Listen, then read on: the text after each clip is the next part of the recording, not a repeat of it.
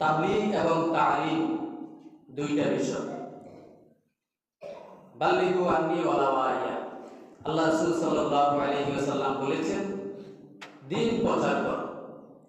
এক স্থান থেকে অন্য স্থানে গিয়ে রাসূল সাল্লাল্লাহু আলাইহি ওয়াসাল্লাম মক্কা থেকে মদিনা হিজরত করেছেন, আবার মদিনা থেকে মক্কা এসেছেন, সাহাবায়ে আজমাইনদেরকে নিয়ে এসেছেন এই শুধু দিনের দাওয়াত দিতে গিয়ে। এটাকে বলা হয় তাবলীগ। আর তালিম হলো শিক্ষা গ্রহণ করা। মসজিদে হোক, মাদ্রাসায় হোক, নিজের ঘরে হোক, একত্রিত হয়ে পরিবার নিয়ে, সমাজের লোক নিয়ে, রাষ্ট্রীয় লোক নিয়ে মানুষের মাঝে দ্বীন প্রচার করা। মুসলমান এবং ঈমানদারকে দ্বীনের জন্য, ঈমানকে মজবুত করার জন্য, ঈমানকে তরুতাজার জন্য তালিম দেওয়া।